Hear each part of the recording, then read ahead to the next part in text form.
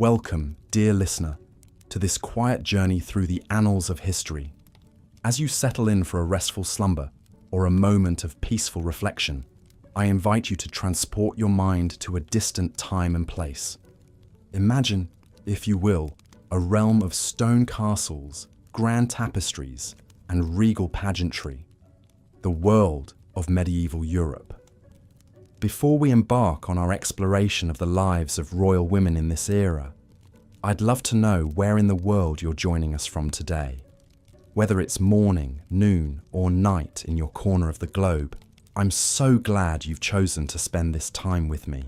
If you enjoy this type of calm, historical storytelling, I warmly encourage you to subscribe so we can embark on many more adventures through the ages together. Now, let us gently step back in time to an age that is often romanticized in tales of chivalry and courtly love. But for the women of royal blood who lived in these times, life was often far from a fairy tale. Theirs was a world of great uncertainty, where political alliances could shift on a whim, and the very survival of dynasties rested on their shoulders. Picture yourself in a drafty, damp stone chamber, the flickering light of candles casting dancing shadows on the wall. This is the bedchamber of a medieval queen, a woman who, despite her lofty title, often faced a precarious and perilous existence. The grand tapestries and rich velvet curtains may create an illusion of warmth and comfort, but the reality for even the most highborn women of this time was often one of hardship and danger. In the pages of history books, we may catch glimpses of queens bedecked in jewels and crowned in gold, their names etched alongside those of kings. But the true stories of these women, their fears, their struggles, their triumphs, are often lost in the mists of time. Tonight, we'll endeavor to bring those stories to life once more, to illuminate the shadows of the past and pay tribute to the resilience and strength of the women who lived them. As we journey back to the Middle Ages, keep in mind that life for royal women was a constant balancing act between duty and survival. From the moment of their birth, princesses were viewed as valuable political commodities, their marriages arranged to forge alliances and secure peace between kingdoms. They were expected to be pious, virtuous, and above all, to provide heirs to secure the royal line. But in a world where the whims of men could determine the fate of nations, even the most exalted women lived under the constant threat of danger. Assassination, revolt, and warfare were ever-present spectres, lurking in the shadows of even the grandest castles. And in an age where medical knowledge was rudimentary at best, the very act of fulfilling their most essential duty, bearing children, could be a death sentence. Yet even in the face of such adversity, many royal women managed to carve out spheres of influence and leave their mark on history. Some ruled as regents in their husbands' stead, skillfully navigating the treacherous waters of medieval politics. Others became patrons of the arts and learning, using their wealth and status to foster cultural growth. And a few, through sheer force of will and personality, managed to defy the conventions of their time and seize power in their own right. As we delve into the stories of these remarkable women, I invite you to let your imagination transport you to their world. Picture yourself walking the stone hallways of a medieval castle, the hem of your gown trailing on the rushes strewn across the floor. Imagine the weight of a jeweled crown upon your brow and the whispered intrigues of courtiers echoing in your ears. In the coming hours, we'll meet queens and princesses, duchesses and countesses, women who faced unimaginable challenges and yet left an indelible mark on the pages of history. So settle in, dear listener, and let the tales of these bygone heroines paint pictures in your mind as you drift off to a peaceful slumber. Our first stop on this journey through time will be the turbulent life of Matilda, daughter of King Henry I of England. Born in 1102, Matilda was destined from birth to be a pawn in the great game of medieval politics. As the only legitimate child of Henry I, she was his heir apparent, a status that would lead to a lifetime of struggle and strife. Matilda's early years were marked by the kind of upheaval that was all too common for royal women of her time. When she was just 8 years old, she was sent to Germany to be married to Henry V, the Holy Roman Emperor.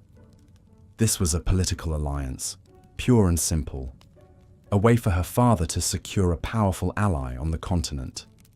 For young Matilda, it meant being torn away from all that was familiar and thrust into a foreign court where she knew neither the language nor the customs. One can only imagine the fear and loneliness she must have felt as she sailed across the sea to her new home, her fate sealed by the machinations of men she barely knew. As Empress of the Holy Roman Empire, Matilda was expected to play the role of dutiful wife and queen. She was known for her piety and her patronage of religious houses, virtues that were highly prized in a medieval consort. But Matilda's life was not to be a quiet one of domestic contentment. In 1125, Emperor Henry V died suddenly, leaving Matilda a widow at the age of just 23. And so, she found herself once again at the center of a political maelstrom. With no male heirs to inherit the Holy Roman Empire, Matilda was forced to fight for her rights as a ruler in her own name. She returned to England, where her father named her his heir presumptive, a move that was virtually unprecedented in a time when the idea of a woman ruling in her own right was almost unthinkable. But Matilda's claim to the throne was far from secure. When Henry I died in 1135, the stage was set for a showdown between Matilda and her cousin Stephen of Blois, who had seized the throne in her absence. What followed was a period of chaos and civil war known as the Anarchy, as Matilda and Stephen battled for supremacy. For nearly 2 decades, England was torn apart by conflict, as the two claimants to the throne and their supporters clashed in a series of bloody battles and sieges. Throughout it all, Matilda displayed a tenacity and force of will that was remarkable for a woman of her time. She personally led armies into battle, endured harrowing sieges, and narrowly escaped capture on more than one occasion. In 1141, she came tantalizingly close to securing the throne, even holding court in London as Lady of the English. But the tides of war and the prejudices of men were ultimately too much to overcome. In the end, it was Matilda's son, Henry II, who would go on to rule England, founding the great Plantagenet dynasty. But Matilda's legacy lived on, not just in her progeny, but in the very idea that a woman could aspire to rule in her own right. Her story is a testament to the indomitable spirit of medieval royal women, who often faced unimaginable adversity and yet somehow found the strength to persevere. In a time when women were often seen as little more than property to be traded and bargained with, Matilda dared to fight for her place in history. As we continue our journey through the lives of medieval queens and princesses, we'll encounter many more stories of resilience and courage in the face of overwhelming odds. From Eleanor of Aquitaine to Isabella of France, these women navigated the treacherous waters of medieval politics with skill and determination. But for now, dear listener, let us pause and reflect on the life of Matilda, a woman who defied the conventions of her time and left an indelible mark on the pages of history. As you drift off to sleep, picture her riding at the head of her army, her banner snapping in the wind, her eyes fixed on the horizon and the crown that was her birthright. In our next chapter, we'll explore the fate of royal women who were sent far from home to serve as political pawns in the great game of medieval diplomacy. Imagine being a young princess, barely in your teens, dispatched to a foreign land to marry a man you've never met, all for the sake of a political alliance. This was the fate of countless royal women in the Middle Ages who often found themselves at the mercy of the men who governed their lives. From Eleanor of Aquitaine to Marguerite of Provence, we'll meet queens who endured loveless marriages, dangerous intrigues, and the constant threat of exile or imprisonment. But for now, let the tale of Matilda's valor and determination be the last image in your mind as you slip into a restful slumber. Her story is a reminder that even in the darkest of times, the human spirit has an incredible capacity for resilience and strength. Good night, dear listener, and sweet dreams. When next we meet, we'll continue our exploration of the lives of medieval royal women, lives marked by duty, danger, and the eternal struggle for power and survival in a world dominated by men. As we've seen, medieval queens and princesses faced the ever-present spectre of childbirth, a perilous and often deadly ordeal in an age before modern medicine. One such tragic tale is that of Anne Neville, wife to King Richard III and Queen of England for just over a year. Born into the influential Neville family, Anne was no stranger to the twists and turns of fortune that characterized the lives of medieval noblewomen. Her father, known as Warwick the Kingmaker, was instrumental in deposing King Henry VI and installing Edward IV on the throne. But when Warwick later turned against Edward, Anne found herself caught in the middle of a bloody civil conflict. Married at just 14 to Edward, Prince of Wales, in a political alliance, Anne became Princess of Wales. But her young husband was killed in battle just months later. Widowed and taken prisoner, Anne's future was thrust into uncertainty. In a twist of fate, she would soon marry Richard, Duke of Gloucester, her late husband's rival, and the future Richard III. When Richard took the throne in 1483, Anne was crowned his queen consort in a lavish ceremony, but her tenure as queen would be heartbreakingly brief. Just a year later, Anne faced the devastating loss of her only child, 10-year-old Edward of Middleham. The prince's death left Richard without an heir, and by all accounts, Anne was shattered by the loss. Compounding this tragedy, Anne's own health soon took a turn for the worse. By March of 1485, the 28-year-old queen was dead, possibly of tuberculosis, or as some whispered, of a broken heart. Her life and tragic end exemplify the precarious position of even the most highborn of medieval women, forever at the mercy of political machinations and the cruel whims of fate. Worn down by grief and illness, Anne Neville was laid to rest in Westminster Abbey, the same hallowed ground where she had so recently been crowned. The grandeur of her funeral only underscored the fleeting nature of her glory. In just a few short months, her husband too would be dead, slain in battle by Henry Tudor. And so, the wheel of fortune turned once more, ushering in a new dynasty and consigning Anne to the shadows of history. But while Anne Neville's life was cut tragically short, other medieval queens managed to carve out a lasting legacy through their piety and patronage.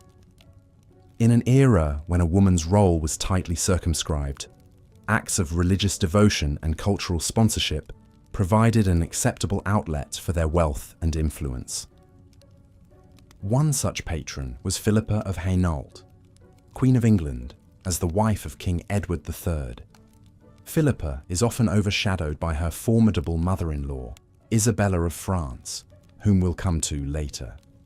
But in her own quiet way, Philippa left an indelible mark on the cultural landscape of 14th century England. Born into the French-speaking nobility of Hainault, now part of Belgium, Philippa was married to Edward in a diplomatic alliance at the tender age of 13. Coming to a foreign land and navigating the complex web of English court politics couldn't have been easy for the young princess. But by all accounts, Philippa rose to the challenge with grace and fortitude. As queen, Philippa became known for her piety and generosity. She was a frequent benefactor of religious houses, donating jewels and rich gifts to her favoured establishments. But perhaps her most enduring legacy was her patronage of Queen's College, Oxford. Founded in 1341 at Philippa's urging, Queen's College was innovative in its mission to provide education to students from her native Hainaut. At a time when university education was largely the preserve of the English elite, this was a groundbreaking move. Philippa's influence also shaped the college aesthetically. The magnificent Queen's College Chapel, with its soaring windows and vaulted ceiling, was built under her sponsorship. Philippa's patronage extended beyond the religious and into the literary sphere. She was a key supporter of Jean Froissart, one of the most notable chroniclers of the 14th century. Under her patronage, Froissart began his famous chronicles, a vivid, if not always impartial account of the 100 Years' War between England and France. Philippa's story reminds us that while medieval queens were often consigned to the sidelines of power, they could still wield significant influence through their cultural and religious patronage. In a world where women's voices were often silenced, the language of art, architecture, and pious works allowed them to leave their mark on history. But for all the solace that religion and patronage could provide, the fact remained that a medieval queen's life was ultimately subject to the whims of men. And when political winds shifted, even the most influential of women could find themselves cast out into the cold. Such was the fate of Marguerite of Provence, Queen of France, as the wife of Louis IX. Marguerite's story takes us from the heights of influence to the depths of despair, painting a vivid picture of the precarity of a medieval queen's position. Born into the nobility of Provence, Marguerite was renowned for her beauty and intellect. Married to Louis at the age of just 13, she initially enjoyed a position of great influence at the French court. The young king was evidently enamored with his bride, and Marguerite used her sway to promote the interests of her Provençal relatives and allies. But Marguerite's power soon drew the ire of the French nobility, who resented the influence of these foreign interlopers. Whispers began to circulate of Marguerite's alleged infidelity, casting aspersions on the paternity of her children. While these rumours were likely baseless, they underscored the precarious nature of a queen's reputation in the royal fishbowl. Marguerite's fortunes took a further turn when Louis embarked on the Seventh Crusade in 1248. With the king away waging holy war, the nobility took the opportunity to move against Marguerite and her faction. The Queen Mother, Blanche of Castile, used her own considerable influence to sideline Marguerite and reassert control over the regency government. Stripped of her power and position, Marguerite took the desperate step of setting out to join her husband on crusade. It was a perilous journey for a woman to undertake, fraught with the dangers of sea travel and the machinations of hostile forces. But for Marguerite, it seemed the only way to escape the indignities being heaped upon her in France. In a cruel twist of fate, however, Marguerite would find little respite in the Holy Land. Louis had been captured by Egyptian forces, and Marguerite arrived to find herself effectively a prisoner in a foreign land. According to contemporary accounts, she gave birth to their son in the most harrowing of circumstances, surrounded by the constant threat of violence. Marguerite's ordeal exemplifies the knife edge upon which a medieval queen's fate balanced. From the heights of influence to the depths of despair, her story swung on the caprice of men and the shifting sands of political fortune. Hers was a life lived in the shadow of power, ever contingent, ever precarious. Eventually, Marguerite and Louis would return to France, the crusade having ended in disaster. The king was a changed man, his fervour for holy war tempered by the brutal realities of the battlefield. As for Marguerite, she retreated increasingly into piety and acts of charity, perhaps seeking solace in the certainties of faith. When Louis set off on yet another ill-fated crusade in 1270, Marguerite was left behind to act as regent alongside their son. It was a poignant coda to a life marked by so many twists and turns of fate. Marguerite would outlive her husband by nearly 3 decades, bearing witness to the reigns of her son and grandson. In the end, Marguerite of Provence's story encapsulates so many of the themes we've explored in the lives of medieval queens. From the heights of power to the depths of despair, hers was a life buffeted by the winds of political fortune. Yet through it all, she endured, a testament to the resilience and fortitude of the women who so often bore the brunt of medieval power politics. But of course, not all medieval queens were content to remain in the shadows. Some, through sheer force of will and personality, managed to carve out a sphere of real influence and power.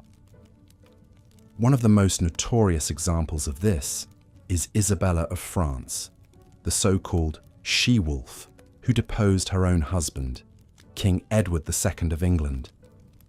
Isabella's story reads like something out of a dark fairy tale, a tale of love, betrayal, and ultimately revenge. Born into the French royal family, Isabella was married off to Edward II at the tender age of 12 as part of a diplomatic alliance.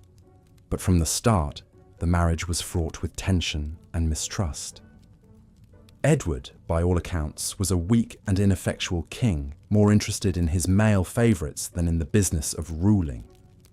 Chief among these favourites was Piers Gaveston, a charismatic Gascon knight who had an almost hypnotic hold over the young king.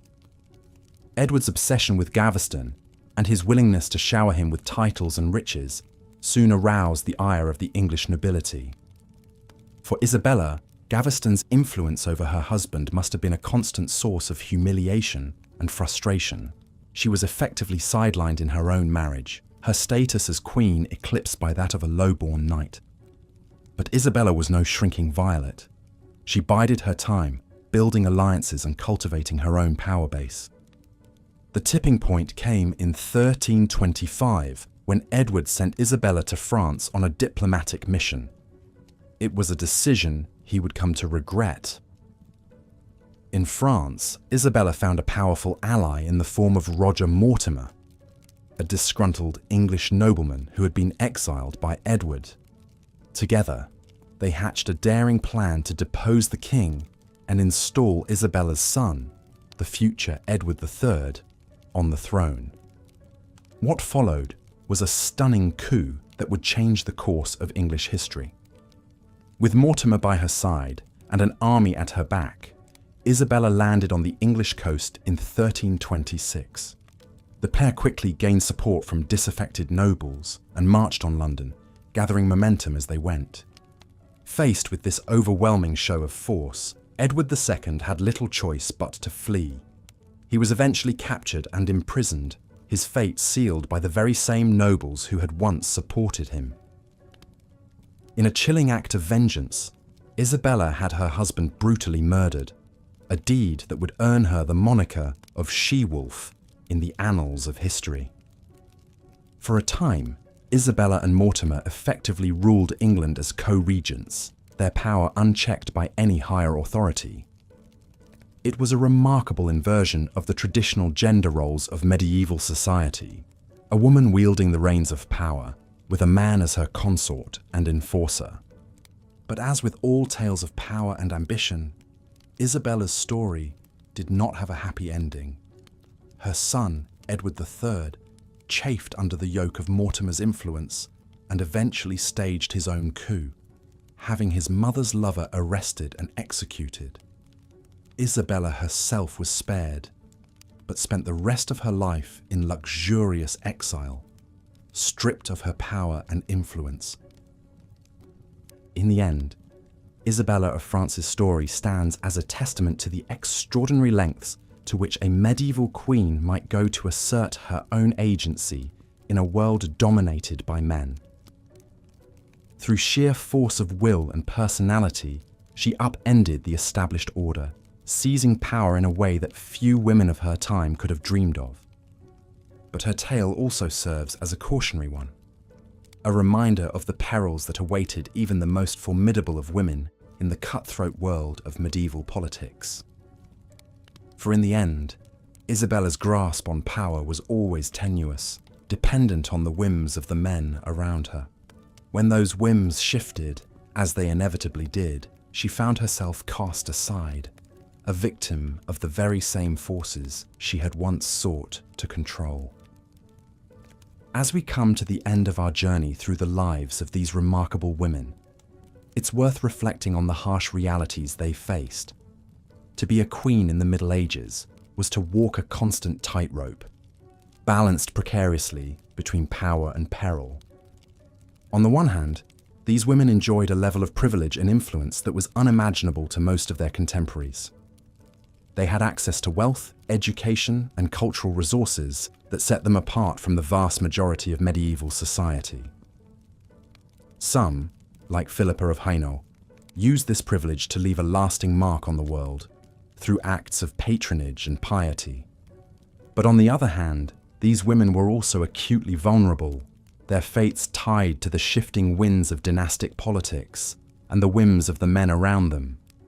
They faced constant threats to their safety and well-being, from the perils of childbirth to the machinations of rivals and enemies. Some, like Anne Neville, met with tragedy and heartbreak, their lives cut short by the cruel twists of fate.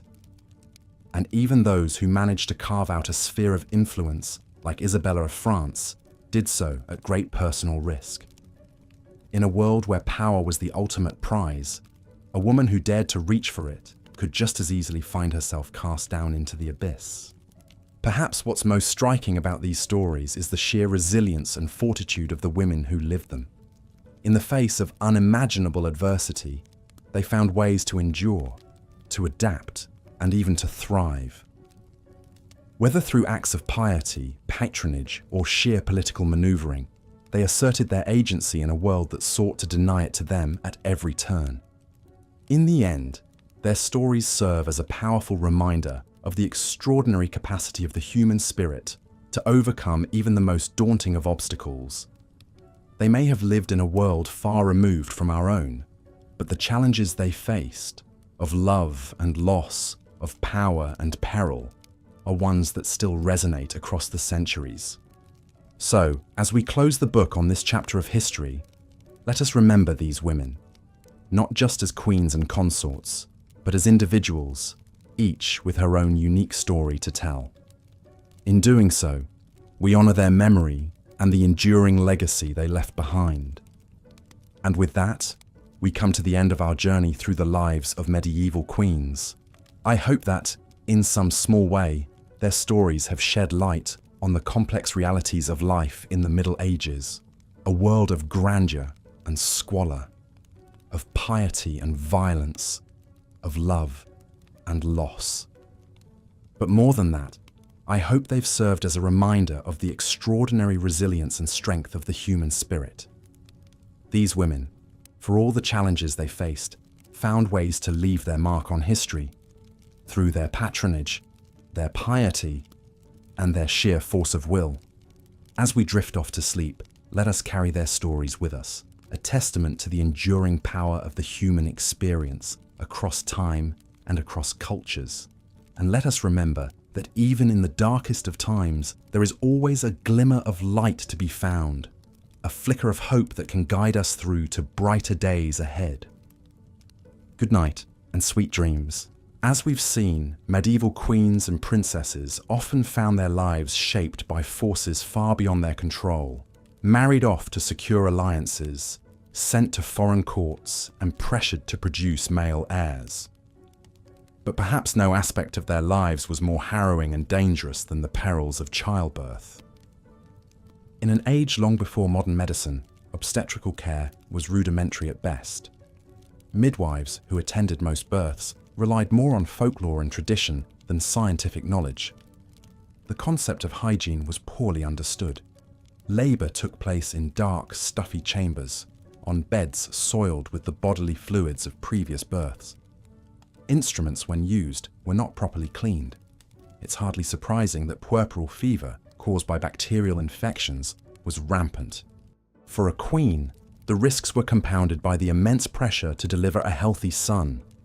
The succession of a dynasty, the stability of a kingdom, could hinge on the sex of a newborn. Imagine labouring for hours or days in excruciating pain, fearing not only for your own life, but also the political fallout if you failed to produce an heir. The tragic story of Anne Neville, wife of King Richard III, illustrates just how dangerous childbirth could be, even for those at the very pinnacle of society. At just 16, Anne became Queen of England when her husband seized the throne. An intelligent and influential woman, she gave birth to the couple's only legitimate son, Edward of Middleham, around 1476. But only a decade later, both Anne and her young son fell gravely ill, likely from tuberculosis. Despite her elevated status, there was little doctors could do. In a matter of months, Anne watched helplessly as her son wasted away and died. Her own health broken, she lived only a few months more before succumbing herself at Westminster Palace in March 1485. She was just 28 years old. Anne's heartbreaking tale was all too common in an era when medicine was powerless against so many ills. For every queen who successfully navigated the perils of childbirth, dozens did not. It's a stark reminder of just how fragile life could be, even for those born to privilege and power. Of course, some royal women did manage to wield influence and authority despite the constraints placed upon them, but to do so often required extraordinary strength of will and personality. They had to navigate not only the dangers of the birthing bed, but the cutthroat intrigues of court politics as well. One such formidable figure was Philippa of Hainault, Queen of England, as the wife of King Edward III. Married at just 13, Philippa quickly demonstrated her intelligence and political acumen. She deftly managed the royal household and served as an important advisor to her husband. But Philippa's most enduring impact may have been as a patron of the arts and scholarship. She sponsored writers like Jean Froissart and provided pensions for scholars at Oxford University. The Queen's College at Oxford, founded in 1341, still bears her name today. In an age when women were largely excluded from formal education, Philippa helped foster a flourishing of learning and culture. Her story hints at the ways some exceptional women were able to shape their own destinies, even within the rigid constraints of medieval queenship. They may have been political pawns, but they weren't always passive ones. Still, for the vast majority of royal women, the realities of their lives were harsher and more circumscribed. Even queens who enjoyed relatively stable and successful marriages could find themselves facing the precariousness of their position if their husband died. Without a male protector, a widowed queen could quickly become vulnerable to the machinations of ambitious nobles or the hostility of a new king. Some sought safety by retiring to a convent. Others threw themselves on the mercy of their relatives. A lucky few were able to carve out a role for themselves as dowager queens, using their wisdom and experience to advise the new ruler. But even this was a tenuous existence, always at the pleasure of the reigning monarch. For a particularly vivid illustration, we need look no further than the story of Marguerite of Provence, wife of Louis IX of France. A savvy and strong-willed woman, Marguerite wielded considerable influence over her husband and served as regent in his absence. But when Louis died in 1270, Marguerite's fortunes quickly changed. Her son, now King Philip III, was estranged from her and resentful of her influence. Facing increasing hostility at court, Marguerite went on pilgrimage, traveling to the Holy Land in the hopes of securing allies and support. But the new king outmaneuvered her, intercepting her letters and turning her own household against her. Increasingly isolated, Marguerite eventually went into exile in Provence, living out her remaining years far from the centers of power she had once controlled. Hers is a stark illustration of just how quickly a queen's fortunes could change. No matter how powerful or influential she might be during her husband's reign, a royal widow could find herself cast aside, marginalized, or even persecuted once a new king took the throne. The chessboard of medieval politics was forever in flux, with queens as vulnerable as any other piece. Of course, not every queen went quietly into exile or retirement. Some, like the infamous Isabella of France, fought back against the powerlessness of their position with shocking force and tenacity. Married to Edward II of England, Isabella chafed at her husband's neglect and the undue influence of his male favourites at court. In 1325, she returned to her native France, ostensibly to negotiate a peace treaty. But once there, Isabella set about plotting an invasion to depose her own husband. With the help of her lover, Roger Mortimer, she raised an army and sailed for England, landing in 1326. The country quickly rallied to her cause, and Edward II was captured and forced to abdicate in favour of his young son. Isabella now ruled as regent in all but name. It was a stunning reversal, a woman overthrowing the rightful king. But Isabella's bold gambit illustrates just how high the stakes could be for medieval queens. Deprived of official power, they could still find ways to exert their will, even if it meant resorting to violence and intrigue. Isabella's story is a vivid reminder that while royal women were often pawns, they weren't always passive ones. Through cunning, determination, and sheer force of will, a few managed to upset the chessboard and seize some measure of control over their own fates. But such dramatic coups were the exception rather than the rule. For most medieval queens and princesses, life was a constant negotiation of the limits placed upon them by a deeply patriarchal society. Valued mainly for their wombs, they faced immense pressure to produce male heirs. Subject to the whims of fathers, husbands, and sons, their lives were forever precarious. Some found a measure of autonomy through religious devotion or patronage of the arts. Others forged alliances and exerted soft power behind the scenes. A tenacious few even managed to rule as regents or wield overt political influence. But none could fully escape the brutal realities of their position. In a world where power was the preserve of men, royal women faced a constant struggle to shape their own destinies. The perils of childbirth, the capriciousness of dynastic politics, the looming threat of marginalization or exile. These were the inescapable conditions of their lives. And so we return to that drafty castle chamber, to the exhausted figure of the medieval queen, surveying her cramped world of tapestries and smoky fires. She may live amidst grandeur, clad in silks and jewels, and waited on by a vast retinue. But she knows her true worth is measured only in the sons she can produce. Her power, her very survival, is always contingent. It's a grim portrait, a sobering antidote to our romantic notions of medieval royalty. But it's also a testament to the resilience and resourcefulness of the women who endured these hardships. Deprived of autonomy, beset by dangers, they nevertheless found ways to leave their mark on history.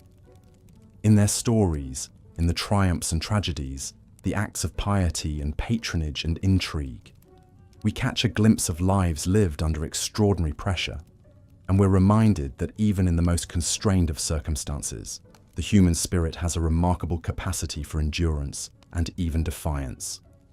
So let us spare a thought for Matilda and Eleanor, for Anne and Philippa, and Marguerite and Isabella, and for the countless anonymous royal women whose names are lost to history. Theirs was a brutal and often thankless existence, but one that nevertheless shaped the course of nations and dynasties. In remembering their struggles, we honor their grit and tenacity in the face of overwhelming odds. As the candles flickered in the drafty bedchamber, casting dancing shadows on the stone walls, Marguerite of Provence clutched her rosary beads and uttered a fervent prayer. She was about to embark on a perilous journey, a pilgrimage that would take her far from the relative safety and comfort of the royal court. In the 13th century, embarking on a religious pilgrimage was one of the few occasions when a queen might undertake extensive travel. The church heartily approved of these acts of public piety by royal women. Marguerite, wife of the celebrated French King Louis IX, had vowed to make a pilgrimage to the Abbey of Cluny if her husband safely returned from the Seventh Crusade. When Louis finally arrived back on French soil after 6 long years away, Marguerite immediately set about fulfilling her promise to God. She would journey from Paris to the renowned abbey in Burgundy, a voyage of nearly 200 miles, an immense distance in an age when most people rarely ventured more than a few miles from their birthplace. For a queen to undertake such a long, arduous journey was no small matter. The roads were perilous, often little more than muddy, rutted tracks that wound through dense forests and over steep hills. Brigands and highwaymen posed a constant threat to travellers. Moreover, a royal entourage required vast amounts of provisions, not to mention costly gifts to present at the holy sites along the way. Marguerite would have ridden on horseback or in an uncomfortable jostling carriage. Foul weather could easily turn the roads to impassable quagmires. As challenging as the physical journey was, however, it paled in comparison to the political perils faced by a queen who left the side of her king for an extended period. Marguerite's very absence from court created a dangerous vacuum that rival factions sought to fill. Courtiers whispered and schemed, always alert for any shift in the balance of power. A queen's hold on influence was ever tenuous in a world where power flowed from proximity to the monarch. For Marguerite, undertaking her sacred pilgrimage meant relinquishing her hard-won role as Louis's most trusted confidant and advisor. Despite the risks, Marguerite was determined to fulfill her holy vow. With a small retinue of ladies-in-waiting, clerics, and men-at-arms, the queen set forth from Paris, the bells of Notre Dame Cathedral tolling solemnly behind her. The journey to Cluny would prove long and trying, the roads every bit as treacherous as feared. But for Marguerite, the arduous pilgrimage offered a rare chance to break free from the stifling confines and intrigues of court life, if only for a time. As she rode slowly onward, the queen's thoughts surely drifted to the holy relics and sites that awaited her. Marguerite looked forward to spending time in tranquil prayer and contemplation within the hushed cloisters of Cluny Abbey. There, in the presence of sacred relics like the purported fingerbone of St. John the Baptist, she would beseech the Almighty for blessings and protection for her husband, her children, and the Kingdom of France. The pilgrimage to Cluny was not to be Marguerite's only foray into the uncertain world beyond castle walls, however. Years later, the queen would find herself journeying not on a sacred pilgrimage, but into exile. When Marguerite's eldest son, Philip, assumed the throne following his father's death, he swiftly set about marginalizing his strong-willed mother's influence. Resentful of the queen's meddling and iron control over the royal treasury, Philip had his mother banished from court. Marguerite took up residence at Reims, the site of French coronations. There, as if in defiance of her relegation to the political sidelines, the queen established her own rival court of sorts. She drew loyal courtiers and dignitaries into her orbit, dispensing patronage and charity. Despite her son's efforts to sideline her, Marguerite refused to relinquish the power and prestige she had grown accustomed to as Queen of France. Even in exile, the indomitable queen continued to wield influence from afar. Through letters and envoys, she made her displeasure with Philip's policies and appointments known. The new king quickly learned that banishment alone was not enough to silence a woman as savvy and tenacious as Marguerite of Provence. Her decades at the very heart of the royal court had taught the queen how to navigate the treacherous currents of power. As such, Marguerite's story vividly illustrates the tenuous position of even the most exalted women in medieval society. For a queen, especially one known for her ambition and political acumen, the threat of exile was ever present. A queen served at the pleasure of the king. If she overstepped or displeased him, she could quickly find herself cast out from the royal presence, stripped of power and influence. Yet exile, like pilgrimage, also offered royal women a degree of autonomy and agency seldom possible within the strictures of court life.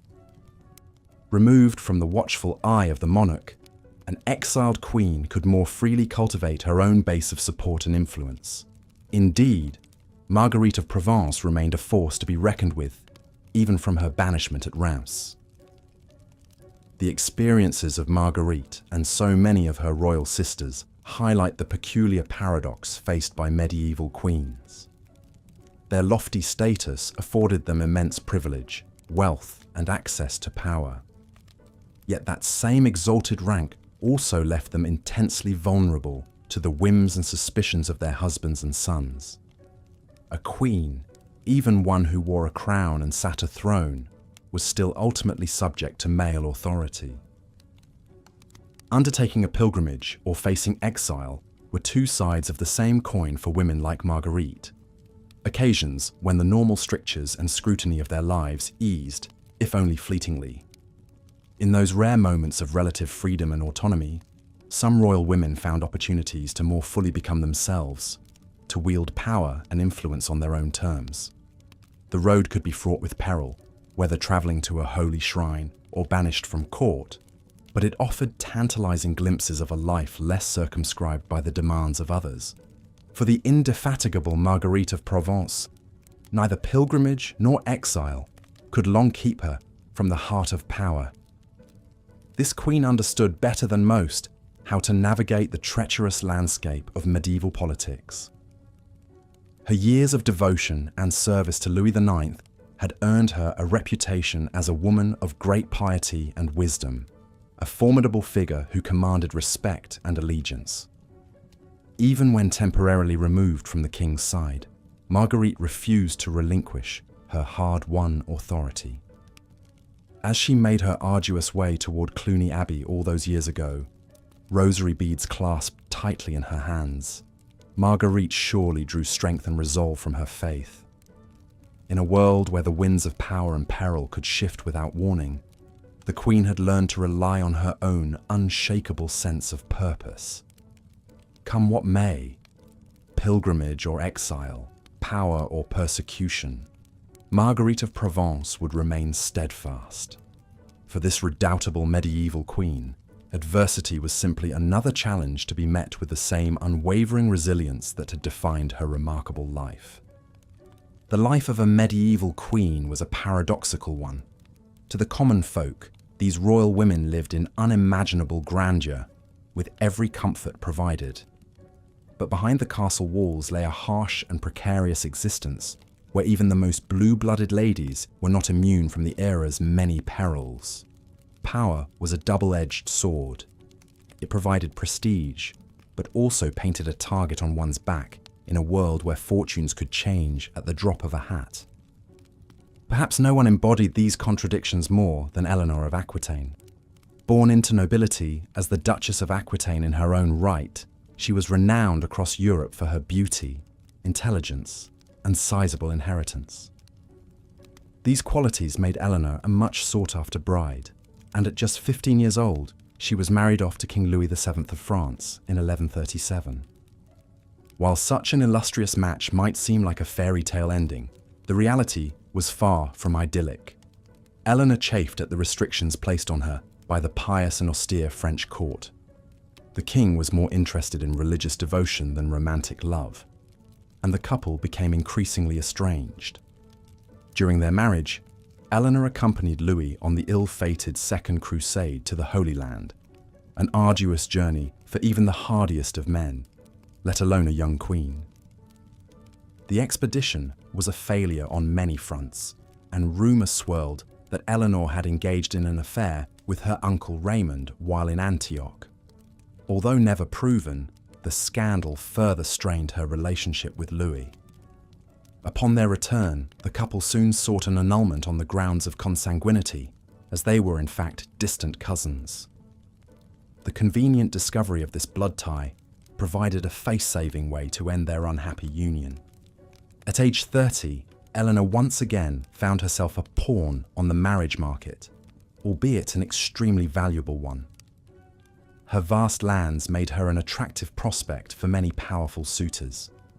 Just 2 months after her annulment, she hastily wed the young Henry Plantagenet, Duke of Normandy, and Count of Anjou.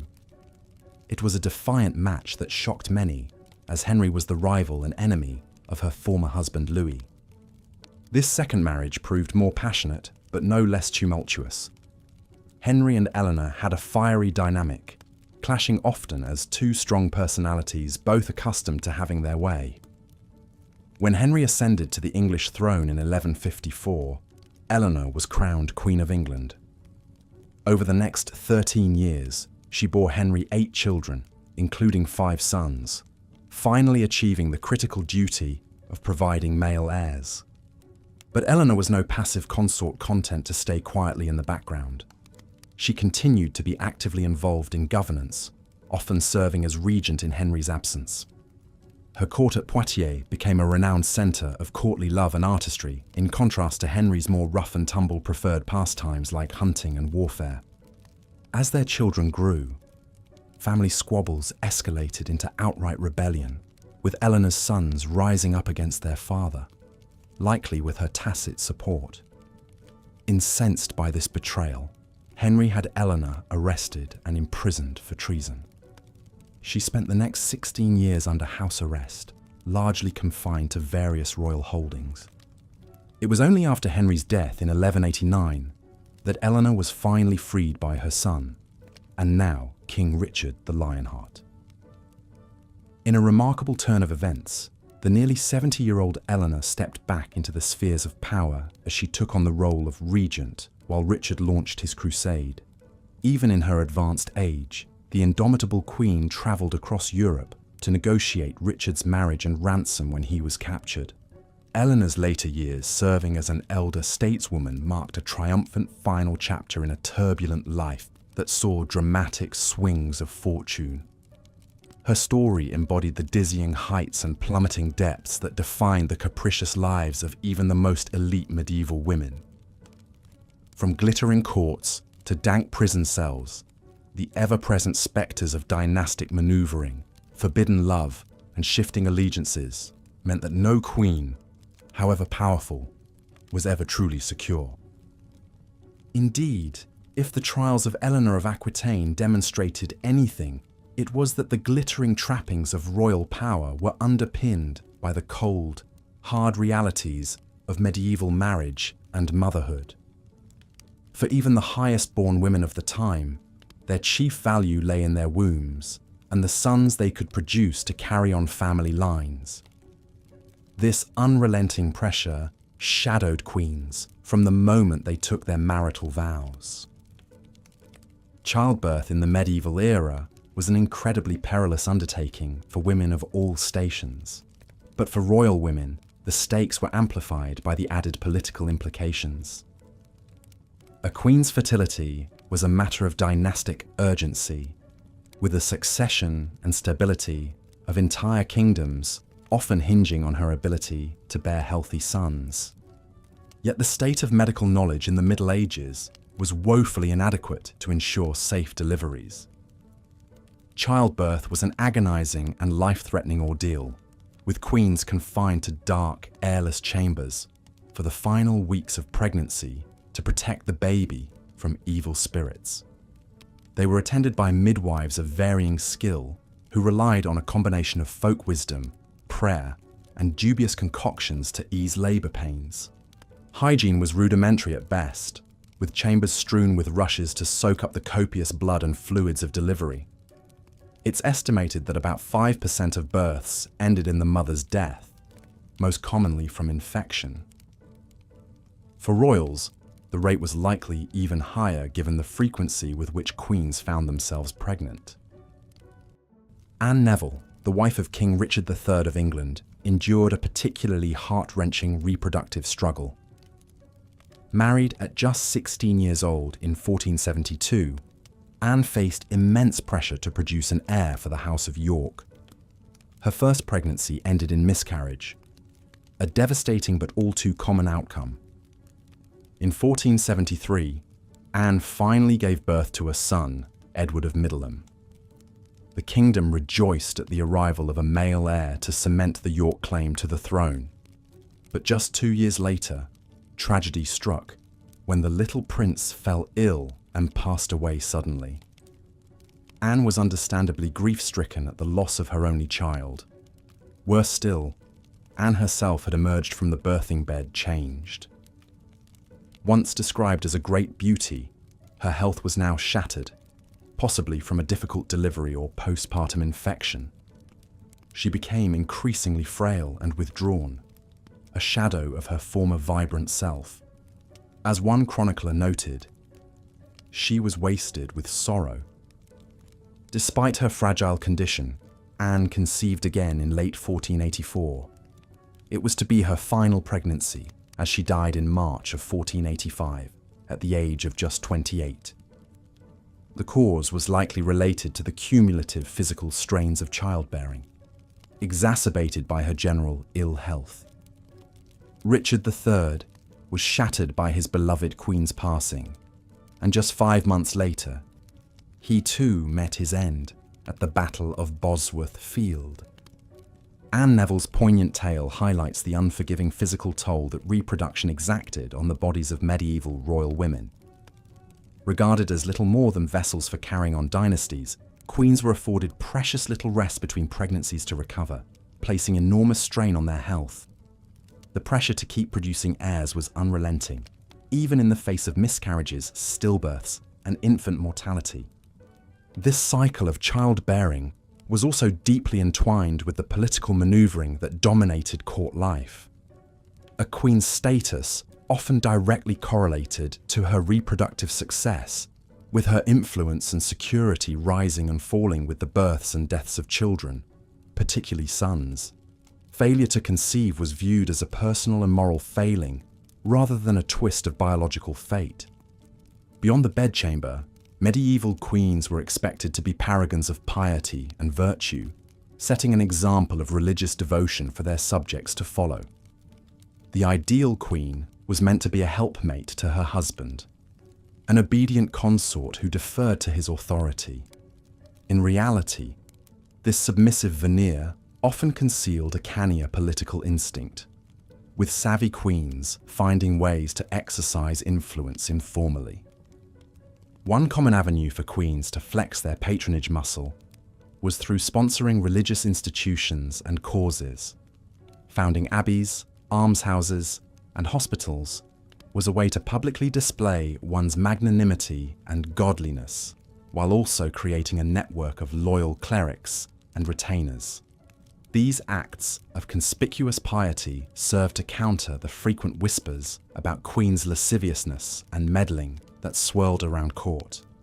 Philippa of Hainault, the wife of King Edward III of England, skillfully navigated these expectations during her 3 decades as queen. Revered for her compassion and generosity, she endowed Queen's College at Oxford University, with the aim of providing education to poor students. She was also a keen patron of the arts, employing minstrels and poets to entertain at her lively court. But perhaps Philippa's most enduring legacy was her influence on the next generation of Plantagenets. She served as a trusted advisor to her eldest son Edward, the famed Black Prince, cultivating his leadership abilities and chivalric ideals. When the king descended into dotage, it was Philippa who helped manage the transition of power to their capable heir. As mother to an impressive brood of 12 children who survived to adulthood, Philippa had fulfilled her duty and then some to propagate the Plantagenet line. Her fecundity combined with her gracious but steely disposition made her a formidable queen who commanded genuine respect rather than grudging obeisance. When she passed away in 1369, she was deeply mourned by the king and kingdom alike. In many ways, Philippa of Hainault represented the medieval queenly ideal, a fertile, decorous consort who provided wise counsel while largely remaining in the background. But this paradigm was not one that all royal women could or would conform to. In a world where the boundaries between the personal and political were gossamer thin, some queens could not resist the temptation to test the limits of their feminine authority. Perhaps no medieval queen pushed the envelope further than Isabella of France. The only surviving daughter of King Philip IV of France, Isabella was married off to King Edward II of England in 1308 at the tender age of 12. It was a classic diplomatic alliance, meant to ease tensions between the two kingdoms. But the marriage soon soured as Edward's blatant favoritism toward his male courtiers, particularly Hugh Despencer the Younger, alienated Isabella. By 1325, the estrangement between the royal couple had reached a breaking point. Using the excuse of negotiating a peace treaty with France, Isabella decamped to Paris and refused to return to England as long as the Despensers remained at court. From exile, she began plotting to overthrow her husband with the help of her lover, Roger Mortimer. In a stunning reversal of gender roles, Isabella raised a mercenary army and invaded England in 1326, rallying disaffected nobles to her cause. Deserted by his followers and captured by Isabella's forces, Edward II was forced to abdicate in favour of their teenage son, who became King Edward III. Although Isabella claimed to be acting as regent for her son, it soon became clear that she and Mortimer were the true power behind the throne. For 4 years, the pair ruled England in all but name, using their position to enrich themselves and dispatch their enemies. It was an astonishing turn of events in an era where women, let alone queens, were expected to be submissive and apolitical. Isabella's brazen actions earned her the moniker, the She-Wolf of France, for her ruthless pursuit of power. But Isabella's gambit was a step too far for the English nobility, who chafed at being ruled by an adulterous foreign-born queen and her upstart lover. In 1330, the young King Edward III asserted his authority by staging a palace coup, arresting Mortimer and having him executed for treason. As for Isabella, she was effectively banished from court, forced to live out her remaining years in obscurity at a remote castle. Isabella of France's dramatic rise and fall embodied the knife's edge that medieval queens had to walk. Operating in the shadowlands between explicit and implicit power, they had to tread carefully in asserting their influence. A misstep could mean disgrace, exile, or even death in an unforgiving political landscape. For while queenship conferred great privilege and prestige, it also entailed profound vulnerability and precarity. Royal women were always just one false move, one dry womb, one rogue rumour away from disaster. In a world where dynastic ambition trumped all, queens were often little more than pawns to be traded, tolerated and tossed aside in the great game of statecraft. This reality was perhaps most viscerally reflected in the perils of pilgrimage and exile that loomed over many medieval queens. In an era of performative piety, going on pilgrimage was one of the few acceptable reasons for royal women to venture beyond their domestic sphere. These journeys offered a rare taste of adventure and autonomy, a chance to escape the suffocating confines of the court. But pilgrimage was also an immensely arduous and hazardous undertaking in the medieval era. Travel was slow and uncomfortable, along rutted roads and stormy seas.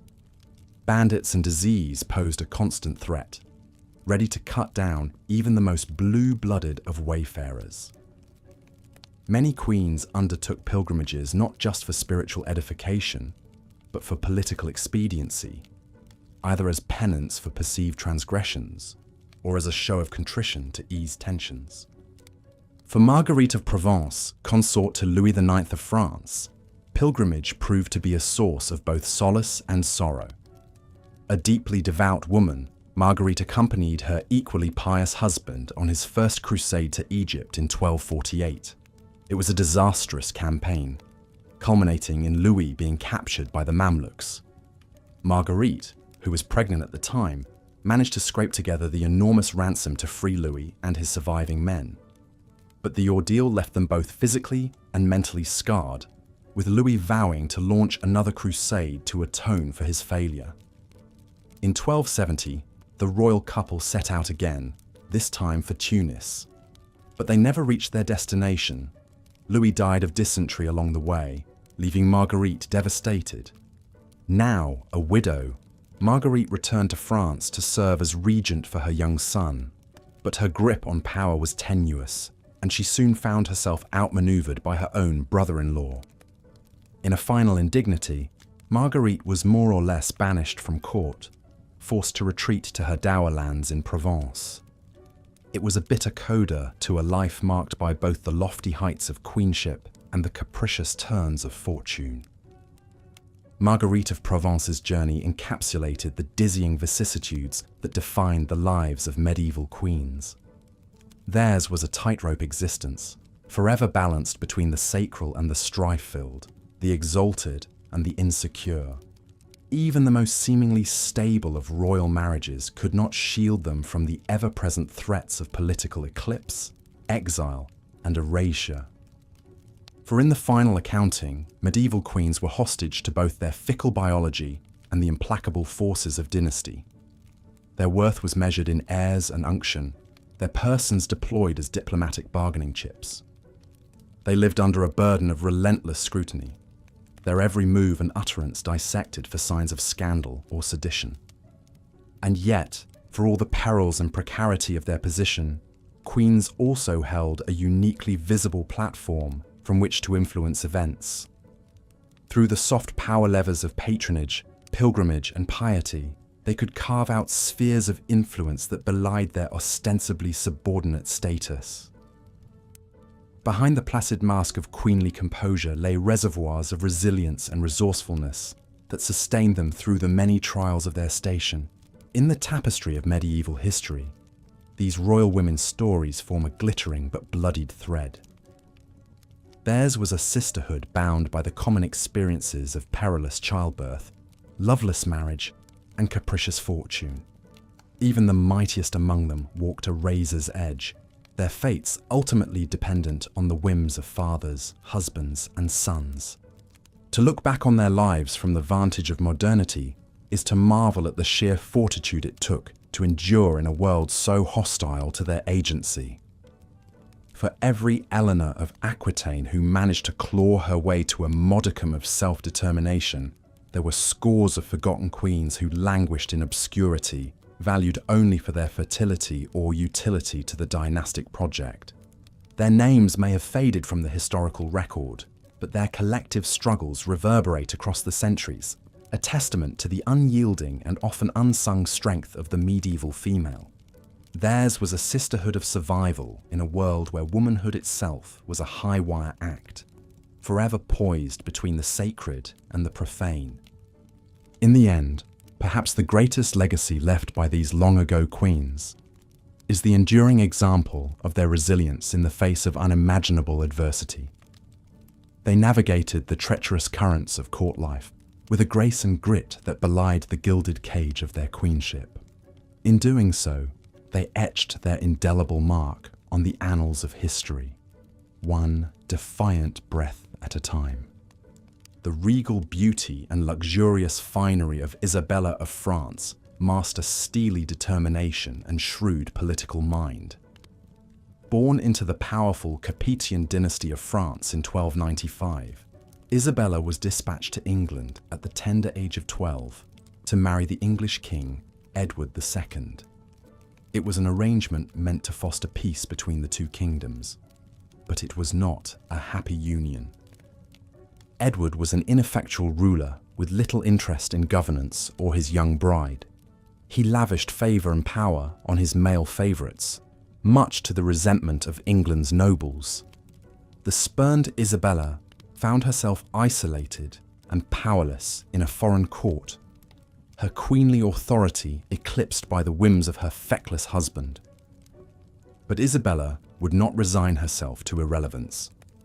She bided her time, quietly cultivating allies and waiting for an opportune moment to strike. That moment arrived in 1325, when tensions between England and France flared once again. Edward dispatched Isabella to negotiate with her brother, King Charles IV of France. It was a fateful decision. Once safely back in her native France, Isabella unveiled her true intentions. She refused to return to England until Edward expelled his favourites from court. Incensed, Edward refused, but Isabella had a new card to play. She had taken a lover of her own, the dashing English nobleman Roger Mortimer. Together, they hatched an audacious plot to invade England and depose Edward. With her son, the future Edward III, in tow as figurehead, Isabella and Mortimer landed on English shores in 1326 with a small mercenary force. To their shock, support for their cause snowballed with astonishing speed. Disaffected nobles rallied to the rebel queen, and Edward's regime crumbled with barely a fight. The king was forced to abdicate in favour of his young son, with Isabella ruling as regent. At last, the long-overlooked queen had seized the reins of power with her own hands. Edward was imprisoned, then gruesomely executed, allegedly by having a red-hot poker thrust into his bowels. The lurid whispers of his demise only burnished Isabella's formidable reputation. For 4 years, Isabella and Mortimer effectively ruled England, enriching themselves and purging the kingdom of their remaining enemies. But their ruthless regime bred resentment, and in 1330, the 18-year-old Edward III asserted his royal authority with a counter-coup. Mortimer was hanged as a traitor, and Isabella was relegated to a quiet retirement on a generous pension. The she-wolf of France, as Isabella was dubbed by her foes, had orchestrated the first successful invasion of England since the Norman conquest 3 centuries prior. Her astonishing trajectory from child bride to rebel queen to deposed regent was a testament to her indomitable will and keen political instincts. In an age where royal women were often regarded as little more than dynastic chess pieces, Isabella boldly rewrote the rules. Through cunning statecraft, brazen adultery, and even outright warfare, she had clawed her way to the apex of power. Though her own reign was fleeting, Isabella's dramatic life served as a powerful reminder. Even in the male-dominated world of medieval monarchy, formidable queens could still upend the political order. As the chaos of Isabella's time receded into memory, England was left to grapple with the unsettling implications of her story. How much power could a queen be allowed to wield? What were the consequences when family ties and feudal obligations collided? These were questions that would echo down through centuries of English history, as new generations of royal women navigated the treacherous currents of court intrigue and dynastic politics. Isabella's own granddaughter, Philippa of Hainault, would go on to become one of medieval England's most influential queen consorts. But Philippa's power was of a decidedly different character than Isabella's had been. Where Isabella had seized the stage through daring and guile, Philippa would work behind the scenes, acting as a trusted advisor to her husband and a generous patron of learning. Born in 1310 or 1311 in the Low Countries of what is now Belgium, Philippa was the daughter of the Count of Hainault. At age 9, she was betrothed to the future Edward III of England, Isabella's son. It was a splendid match, meant to bolster vital trade ties between England and the Low Countries. In 1328, a jubilant Philippa arrived in London for a magnificent royal wedding. By all accounts, the marriage was a success, both politically and personally. The young couple were well suited and grew genuinely fond of each other. When Edward launched his audacious bid to claim the French crown, triggering the 100 Years' War, Philippa accompanied him on campaign, even giving birth to their son in a tent on the battlefield. But it was in the domestic sphere that Philippa truly shone. She served as regent in her husband's absence, managing the kingdom's affairs with wisdom and care. Fluent in several languages, she maintained diplomatic ties across Europe, and she became a celebrated sponsor of the arts, literature, and education. Philippa funded the expansion of the famed colleges of Oxford and Cambridge and supported scholars like Jean Froissart, whose chronicles remain an invaluable window into 14th century life. She was known for her piety and generosity, distributing alms to the poor and founding religious houses like the famous Queen's College, Oxford. Despite bearing at least a dozen children, including another future king, John of Gaunt, Philippa remained a vibrant presence at court into her later years. When Edward III founded the chivalric Order of the Garter, Philippa was appointed its first lady companion, a singular honour. Her death in 1369 was deeply mourned by the king and kingdom alike. The poet Geoffrey Chaucer, who owed his early success to Philippa's patronage, composed verses in her honour, praising her virtue and noble spirit. In Philippa, England had found a queen who perfectly embodied the medieval ideal, gracious and loyal, learned and devout. But even a paragon like Philippa was not immune to the harsh realities facing royal women in the Middle Ages. The hazards of childbirth had shadowed Philippa throughout her marriage. At least 3 of her children had died young. And for all the genuine affection between Philippa and Edward, she had still been a stranger in a strange land, dispatched from one court to another to serve the interests of men. It was a theme that played out again and again in the lives of medieval queens and princesses, whether forging their own paths, like the audacious Isabella, or working within the constraints of their role, like the estimable Philippa. These women walked a perilous tightrope. The splendor of their rank was forever haunted by the specter of personal tragedy and political upheaval. As the Middle Ages wore on, the perils and pressures facing royal women would only grow. The age of chivalry was giving way to the cold calculations of the Renaissance, as a new generation of kings and queens jockeyed for power on an ever more complex European stage. In this treacherous new world, the role of the royal consort would be more fraught than ever. But that, perhaps, is a story for another day. For now, we leave Philippa of Hainaut to her well-deserved rest, and the rebel Queen Isabella to her complicated legacy. 2 very different women, leading 2 very different lives, but both inextricably bound by the demands and limitations placed upon medieval queenship. As we let the mists of time swirl closed around them, we're left to ponder the harsh truths their stories reveal about power, womanhood, and the capricious tides of history.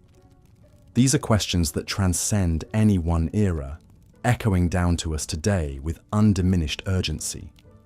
In the triumphs and tragedies of queens long gone, we may yet find glimmers of our own struggles and aspirations, refracted through the prism of the past. So let us bid good night to Philippa and Isabella, and to all the royal women of the Middle Ages whose lives were so often marked by peril and precarity.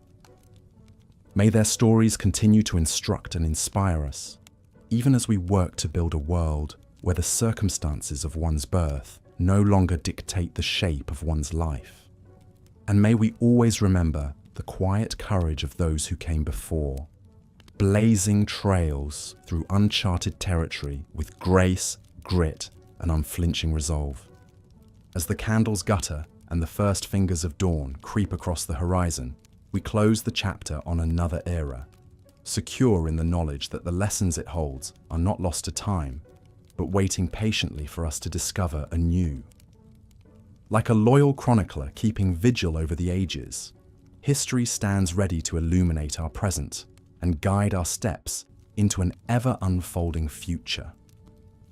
And so we sleep, perchance to dream, of fair Philippas and fierce Isabellas, and all the untold stories that lie between the lines of the history books. For in the end, it is the human heart that animates the grand tapestry of time.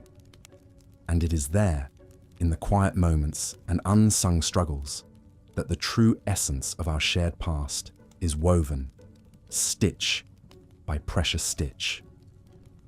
As Isabella of France's tumultuous tale reminds us, even the most privileged and powerful women in medieval society walked a precarious tightrope. The glittering crowns and sumptuous gowns concealed a darker reality, one of uncertainty, peril, and too often, tragedy. For our next heroine, we travel to the wind-swept moors of northern England in the year 1349, Amid the looming shadows of Durham Castle, a young royal bride prepares to meet her destiny. She is Joan, the daughter of Edward III, King of England. And at just 13 years of age, she has been promised in marriage to Pedro of Castile, the newly crowned King of Spain. Joan's match with Pedro was a political masterstroke designed to solidify the budding alliance between England and Castile. But for the young princess, it meant bidding farewell to everything she had ever known. Sent across the sea to an unfamiliar land, Joan was expected to navigate the treacherous waters of the Castilian court, all while still a child herself. The early days of Joan's marriage were marked by loneliness and trepidation. Pedro, known to history as the Cruel, was a ruthless and capricious ruler with a penchant for violence. He took little interest in his young bride, preferring the company of his mistress, Maria de Padilla. As the years went by, Joan found herself increasingly isolated and unhappy. She was a stranger in a strange land, far from the comfort and support of her family. Her queenly duties, overseeing the royal household, dispensing patronage, even producing an heir, were made all the more difficult by her husband's indifference and the machinations of the Castilian nobles. Yet, even in the face of such adversity, Joan endured. She cultivated a reputation for piety and charity, winning the affection of the common people. When the plague of the Black Death reached Castile in 1361, Joan worked tirelessly to ease the suffering of her adopted homeland, even as she grieved the loss of her own firstborn child. But Joan's greatest trial was yet to come. In 1366, her husband Pedro was overthrown in a coup led by his half-brother, Henry of Trastamara. Suddenly, the once powerful Queen of Castile found herself a prisoner, held captive by Henry's forces. For 6 long years, Joan languished in captivity, her fate uncertain. It was only through the tireless efforts of her father Edward III that she was finally released in 1372. Aged 33 and forever altered by her harrowing experience, Joan at last returned to England, the homeland she had left behind so long ago. Joan's tale is a poignant reminder of the powerlessness that even the most high-born women could face in the medieval world. Buffeted by political winds beyond their control, their very survival often hung in the balance. And yet, time and again, these women found reserves of resilience that belied their seemingly fragile existence. Through acts of piety, charity, and sheer force of will, they carved out spheres of influence that transcended the limitations placed upon them.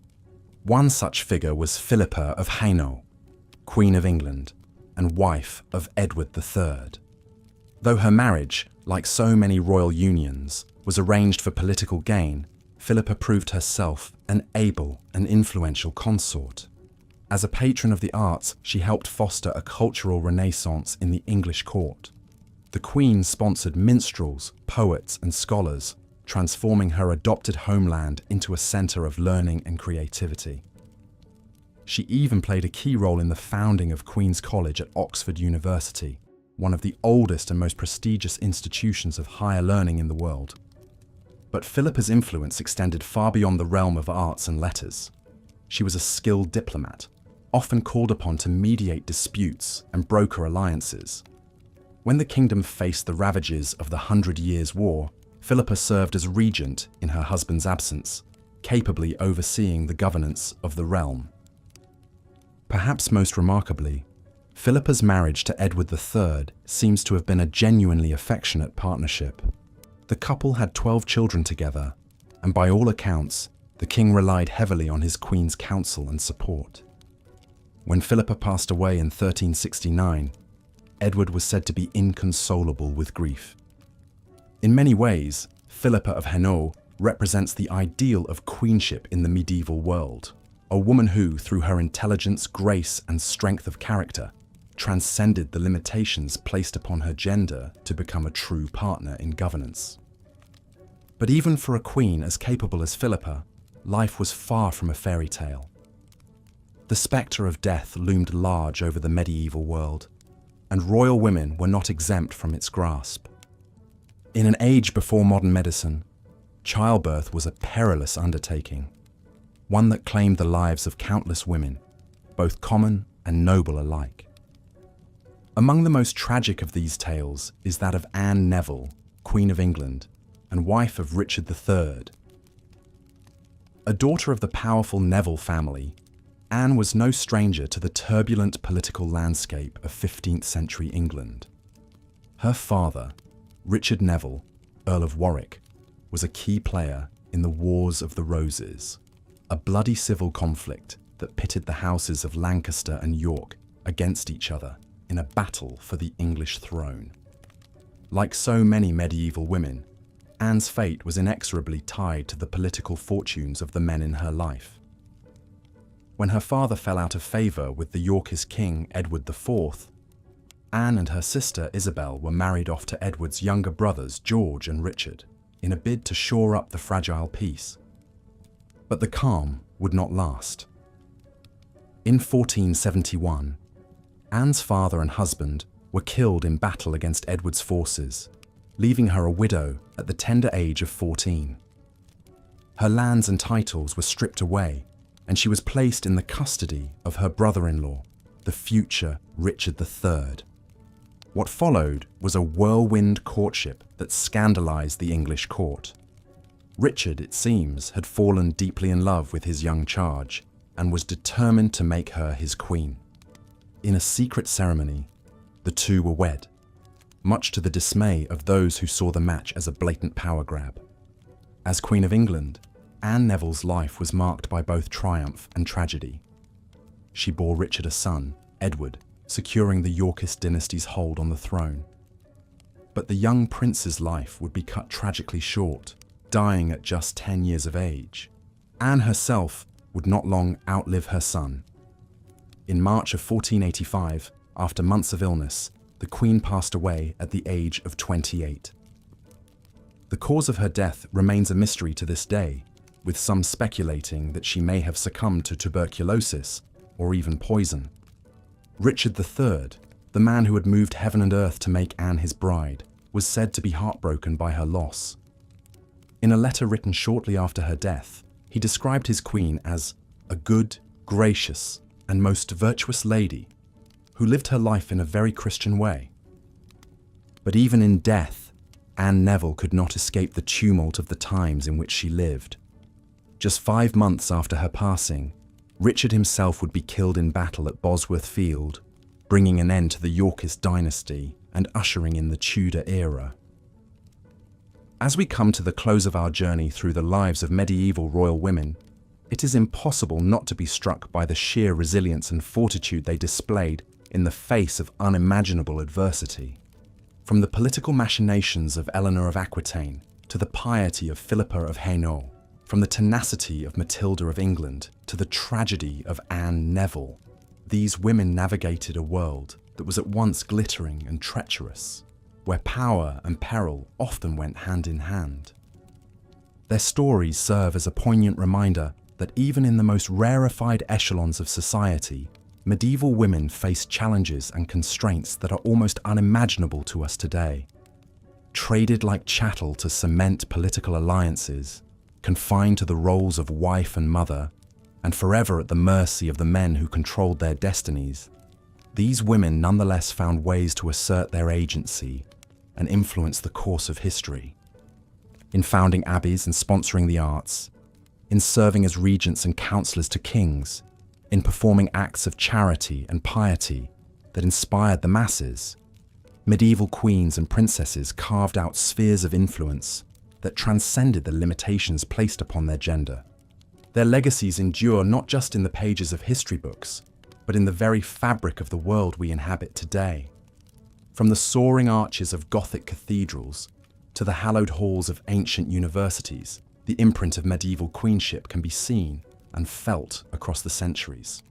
So the next time you find yourself wandering through a crumbling castle, keep, or admiring a luminous work of medieval art, take a moment to remember the women whose stories are so often left untold. the queens and princesses who, through their courage, resilience, and unwavering spirit, helped shape the course of history. In their tales of triumph and tragedy, of power and peril, we may just find a glimmer of our own struggles and aspirations, reflected back at us across the ages. For in the end, the human experience is one that transcends time and place, connecting us all in a tapestry of shared hopes, dreams, and challenges. And so we come to the end of our journey through the annals of medieval queenship. As we drift off to sleep, let us carry with us the stories of these remarkable women, their triumphs and their tragedies, their joys and their sorrows. Let us remember that even in the darkest of times, the human spirit has an extraordinary capacity for resilience and renewal. And let us draw strength and inspiration from the example of those who came before us, facing the challenges of their age with grace, courage, and an unshakable determination to leave their mark upon the world. Good night, dear listener, and sweet dreams. May the tales of medieval queenship be a reminder that even in the face of great adversity, the human spirit can soar to extraordinary heights. And may we all find within ourselves that same spark of resilience and hope that guided these remarkable women through the trials and tribulations of their age. For in the end, their stories are our stories, a testament to the enduring power of the human experience, and a reminder that even in the darkest of times, light and hope can always be found. As we've seen, life for royal women in the Middle Ages was often a precarious balancing act between duty, danger, and fleeting moments of influence. But perhaps no queen exemplifies this tumultuous existence quite like Marguerite of Provence. Born in 1221 to the Count of Provence, Marguerite was married off at the tender age of 13 to King Louis IX of France, 20 years her senior. She arrived in the strange northern court speaking no French, surrounded by suspicious courtiers who scorned her Provençal entourage. Young and isolated, Marguerite nevertheless threw herself into the role of queen, bearing 11 children over the course of her marriage. But Marguerite's real trial came in 1248, when Louis set off on the Seventh Crusade, determined to recapture Jerusalem from the Muslims. Appointed regent in her husband's absence, the 27-year-old queen suddenly found the weight of the entire French kingdom resting on her slim shoulders. It was a daunting task. With the king away, unrest simmered among the nobles, and the people chafed under heavy taxes levied to fund the crusade. Marguerite had to use all her wit and charm to keep the peace, making strategic appointments, negotiating with fractious lords, and representing the monarchy with grace and steel. But even as she grew into her power, danger lurked around every corner. Assassins were an ever-present threat. One of Marguerite's own cousins was murdered in his bed, and there was always the risk that Louis might not return from the crusade at all, leaving her son's claim to the throne vulnerable. Thankfully, Louis did come back in 1254, his army decimated by battle and disease. But Marguerite's relief was short-lived. A few years later, the pious king announced his intention to embark on yet another crusade. This time, over Marguerite's strenuous objections, he insisted she accompany him. And so in 1270, the 49-year-old queen found herself on a ship bound for Tunis, knowing full well the perils that lay ahead. Her worst fears were realized when dysentery swept through the crusader camp, striking down king and commoner alike. Louis IX breathed his last in a sweltering tent outside the walls of Tunis, leaving Marguerite grief-stricken and alone in a foreign land, far from home. But even in her despair, the queen summoned her strength one last time. With the same fortitude that had seen her through decades of tumult, Marguerite rallied the crusaders and negotiated a treaty with the emir of Tunis. Only then did she accompany her husband's body back to France for burial in the Basilica of Saint-Denis. Marguerite spent her final years in quiet piety, withdrawing to a convent she had founded. She had endured a lifetime of uncertainty and loss, always striving to hold the center amid the chaos. Her story reminds us of the remarkable resilience of these medieval queens, who navigated the razor's edge between power and peril with grace under unimaginable pressure. But Marguerite of Provence was far from the only royal woman to leave her mark on the Middle Ages. Across the Channel in England, another formidable queen was carving her own path through the tangle of medieval politics. Her name was Eleanor of Castile, and she was in many ways the archetypal medieval queen, beautiful, pious, and utterly devoted to her husband, King Edward I. But beneath that conventional surface beat the heart of a truly exceptional woman. Like so many royal brides, Eleanor was sent to England at a young age, betrothed to the future Edward I when she was just 12 years old. But this Spanish infanta quickly adapted to her new home, winning widespread admiration for her grace, learning and charity. Unusually for the time, Edward and Eleanor seem to have enjoyed a genuinely loving and respectful marriage. The king relied heavily on his wife's counsel, entrusting her with key diplomatic missions and even the running of the government when he was away on military campaigns. In fact, Eleanor spent much of her marriage on the move, accompanying Edward on his endless wars and royal progresses. This was no small thing at a time when travel was slow, arduous, and fraught with danger, especially for a woman who was almost constantly pregnant. But Eleanor took to the road with aplomb, overseeing a huge household staff and earning a reputation for her tireless work ethic. Rare for a queen, she even joined Edward on crusade to the Holy Land in 1270, sharing the hardships of the campaign trail. However, it was in times of crisis that Eleanor truly shone. When Edward was wounded by a poisoned dagger in the Holy Land, she famously sucked the venom from his arm, saving his life at the risk of her own. And when their first son died in infancy, Eleanor was a rock of comfort for the grieving Edward. But perhaps Eleanor's defining moment came in 1290, as she and Edward journeyed north to suppress a Scottish rebellion. After months of hard travel, the 49-year-old queen fell gravely ill with a fever, probably brought on by the harsh conditions. As she lay dying in a village near Lincoln, Eleanor gathered her strength to dictate her will and bid farewell to her stricken husband. Devastated by her loss, Edward ordered an elaborate funeral procession to carry her body back to London, erecting the famous Eleanor crosses at each stopping point.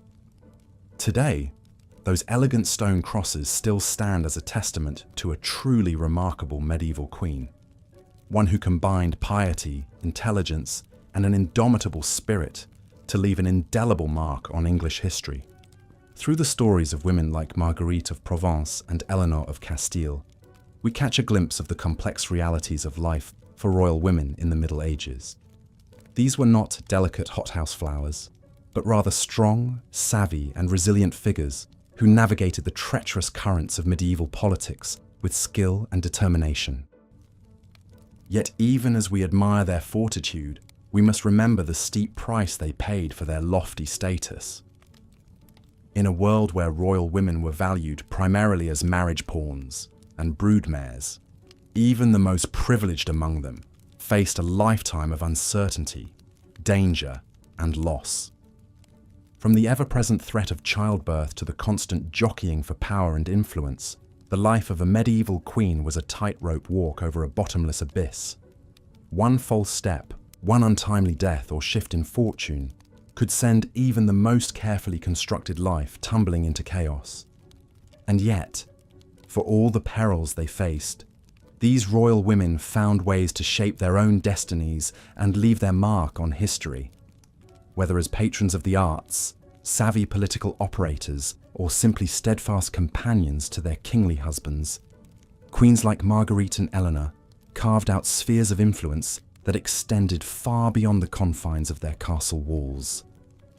In the end, perhaps that is the most enduring lesson we can take from the lives of medieval royal women, that even in the face of unimaginable adversity, the human spirit has an incredible capacity for resilience, ingenuity, and grace. These were women who bore the weight of crowns and kingdoms on their shoulders, and did so with a strength and dignity that echoes down through the centuries. So the next time you find yourself wandering through the drafty halls of a medieval castle or admiring the effigy of a long-dead queen, take a moment to remember the remarkable women who once breathed life into those stone walls.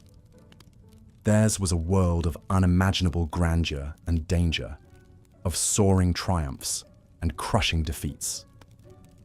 But through it all, they endured, and in doing so, they left us a legacy of courage, resilience, and indomitable spirit that still has the power to inspire us today. As Marguerite of Provence's story illustrates, even the grandest royal pilgrimages could take a harrowing turn. The perils of travel in the medieval era were many, from treacherous roads to the risk of ambush, disease, and shipwreck.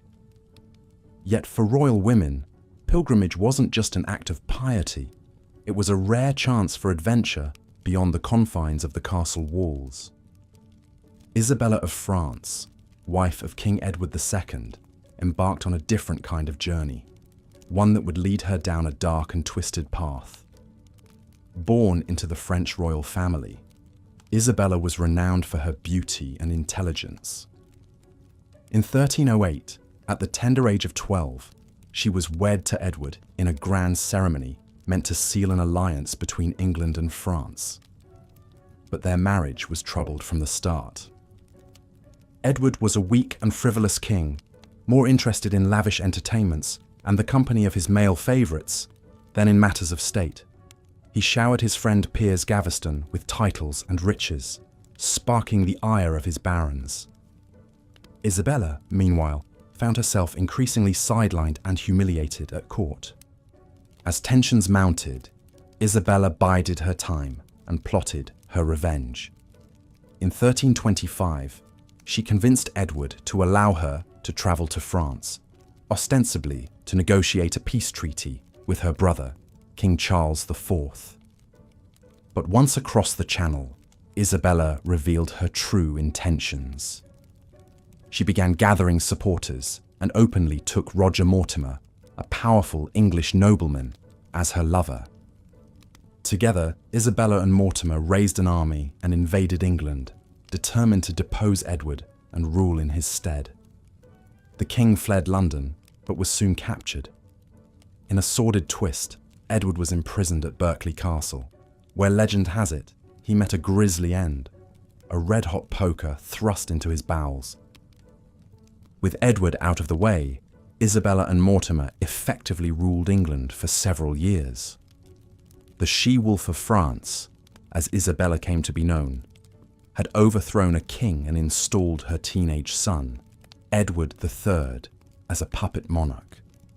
It was a stunning reversal of fortune, and a testament to Isabella's determination and political acumen. But power is a fickle mistress, and Isabella's grip on the reins of state would not last forever. As Edward III came of age, he grew resentful of his mother's domineering ways and Mortimer's arrogance. In 1330, the young king staged his own coup, arresting Mortimer and having him executed for treason.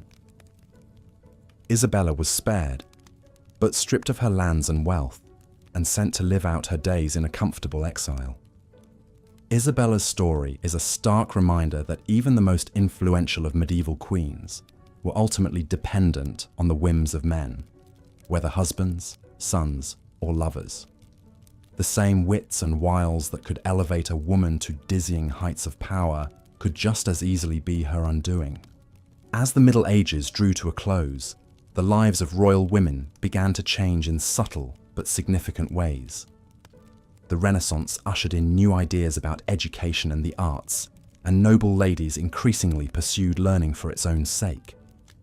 Queens like Elizabeth I of England and Isabella I of Castile would wield power in their own right, reshaping the political landscape of Europe. Yet even as the old feudal order crumbled, medieval ideals of femininity and queenship cast a long shadow. royal women were still prized for their beauty, their fertility, and their piety above all else. They navigated a treacherous world where power was precarious and danger lurked around every corner. From Matilda's tenacious fight for the English crown to Isabella's ruthless bid for vengeance, the stories of medieval queens are filled with drama, intrigue, and astonishing resilience in the face of overwhelming odds. These women were more than just pretty faces or political pawns. They were mothers, warriors, scholars, and leaders in their own right. And so we come to the end of our journey through the turbulent lives of royal women in the Middle Ages. In drafty halls and sumptuous chambers, on windswept battlefields and arduous pilgrimages, these remarkable ladies left an indelible mark on history. As we drift off to sleep, let us dream of their triumphs and lament their tragedies, and marvel at the indomitable spirit that carried them through an age of iron and blood. Good night, dear listener, and sweet dreams of fair maidens and fierce queens. As the sun began to set over the rolling English countryside, casting a warm glow on the stone walls of the castle, we return once more to our exploration of the lives of royal women in the Middle Ages. The halls of power were often lonely and perilous places for even the most privileged of ladies. One such formidable woman was Isabella of France, who would come to be known as the she-wolf of France for her tenacity and cunning. Born into the French royal family in 1295, Isabella was married off to King Edward II of England at the tender age of 12 as part of a diplomatic alliance. But their marriage was tumultuous from the start.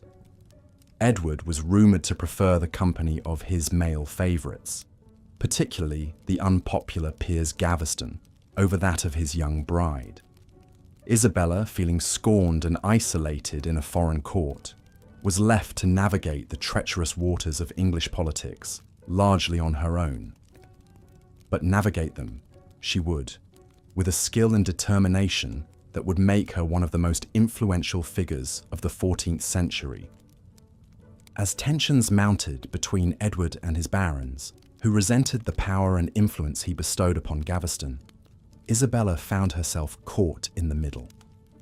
She reportedly pleaded with her husband to send Gaveston away for his own safety, but Edward refused.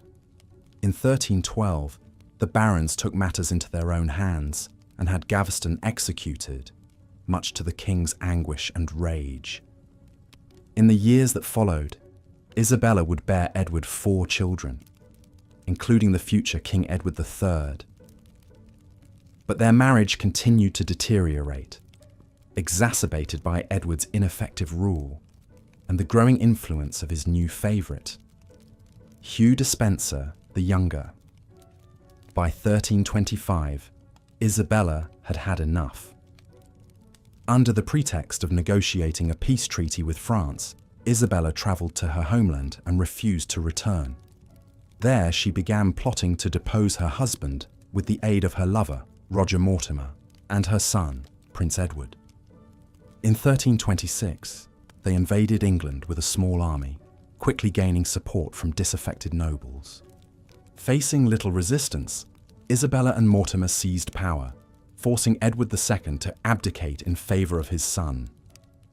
The deposed king was imprisoned and later died under mysterious circumstances, with many speculating that he had been murdered on Isabella's orders. For the next 4 years, Isabella and Mortimer would effectively rule England as regents for the young Edward III. It was a remarkable reversal of fortune for a woman who had begun her life as a political pawn. Through her intelligence, perseverance, and bold actions, Isabella had become one of the most powerful figures in England, subverting the traditional gender roles of her time. Her story serves as a reminder that even in the male-dominated world of medieval politics, there were women who found ways to exert their influence and shape the course of history. But Isabella's grip on power was not to last. As Edward III came of age, he grew resentful of Mortimer's control over his government. In 1330, the young king staged a coup, having Mortimer arrested and executed. Isabella, while spared her lover's fate, was effectively removed from power and spent the remainder of her life in comfortable retirement. As night falls over the peaceful English landscape, we are reminded of the many royal women like Isabella, who navigated the complex and often treacherous world of medieval politics. Their stories are ones of resilience, courage, and the unending struggle for agency in a society that often sought to deny it to them. In our next tale, we will meet another remarkable woman whose piety and patronage would leave an indelible mark on the cultural landscape of medieval England. Philippa of Hainault, wife of Edward III, may not have wielded a sword or led armies into battle, but her influence would be felt in the realms of art, literature, and religion for generations to come. As we prepare to explore Philippa's story, let us take a moment to reflect on the lives of these royal women, the challenges they faced, the triumphs they achieved, and the legacies they left behind. In a world that was so often set against them, their determination and strength continue to inspire us to this day. But for now, let us rest and allow the gentle embrace of sleep to transport us back to a time long past, where the stone walls of castles stood tall against the horizon and the echoes of history whispered through the ages. Good night and pleasant dreams. As we reflect on the precarious positions, political pawning, and lack of autonomy that marked the lives of royal women in medieval times, it's worth taking a closer look at some of the strong-willed queens who managed to carve out real spheres of influence despite the odds stacked against them.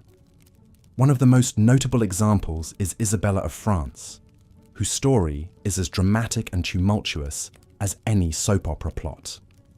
Born into the French royal family in 1295, Isabella was married off to King Edward II of England at the tender age of 12 as part of a diplomatic alliance.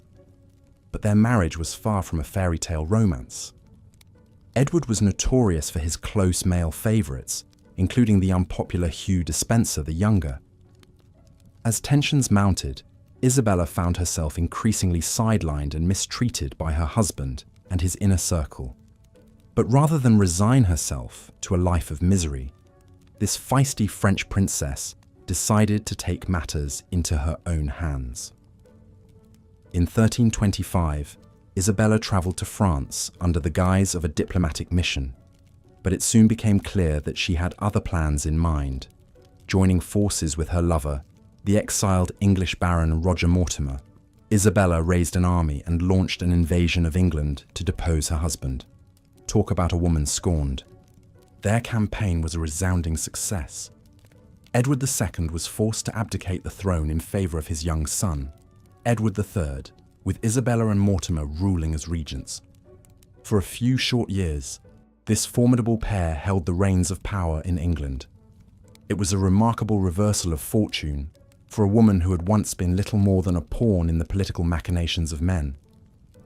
But power is a fickle thing, and Isabella's glory days were not to last. As Edward III came of age, he grew resentful of his mother and her lover's influence. In 1330, he staged his own coup, arresting Mortimer and executing him for treason. Isabella was spared, but forced into a quiet retirement, living out the rest of her days in relative obscurity. While Isabella's story is certainly one of the more dramatic examples, she was far from the only medieval queen to wield real political clout. In fact, during times of war or crusades, when kings were often away for long periods, it was not uncommon for queens to step up and rule as regents in their stead. One such queen was Blanche of Castile, who served as regent of France on 2 occasions during the 13th century.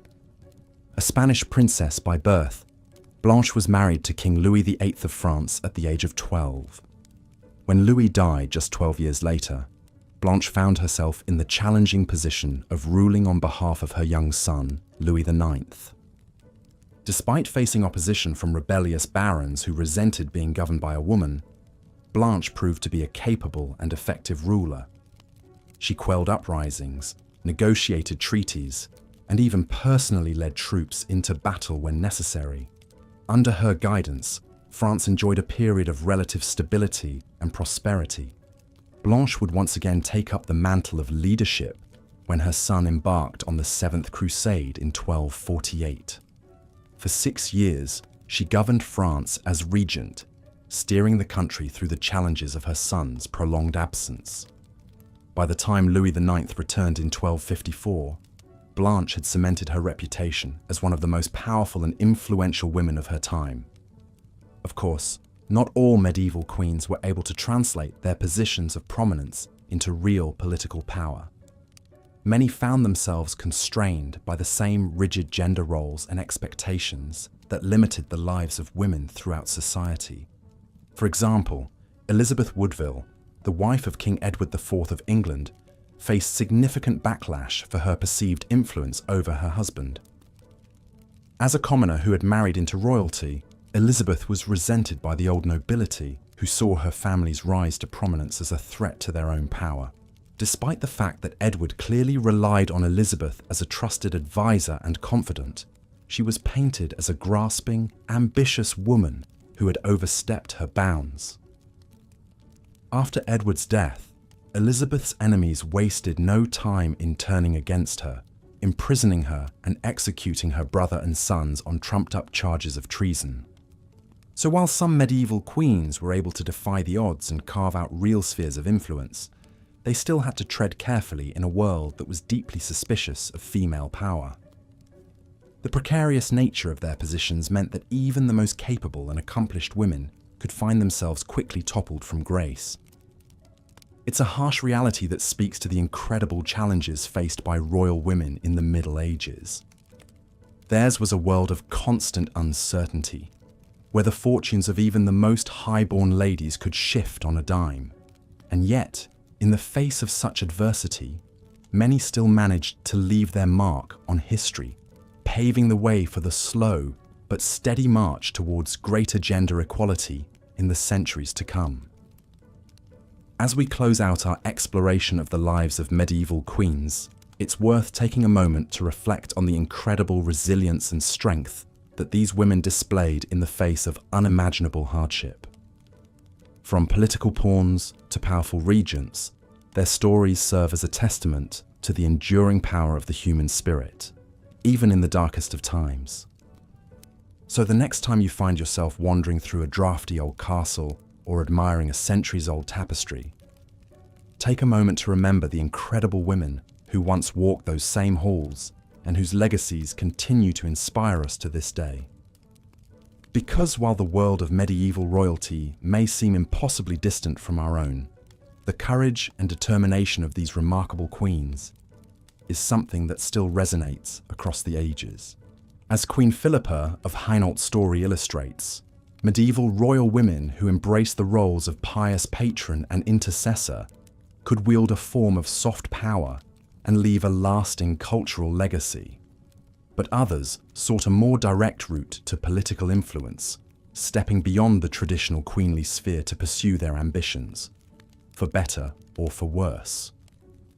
One of the most dramatic examples of a queen claiming hard power is the turbulent tale of Isabella of France. Born in 1295, Isabella was the daughter of King Philip IV of France. At the tender age of 12, she was sent to England to wed the 23-year-old King Edward II. It was an arrangement intended to foster peace between the two kingdoms, but it planted the seeds of future strife.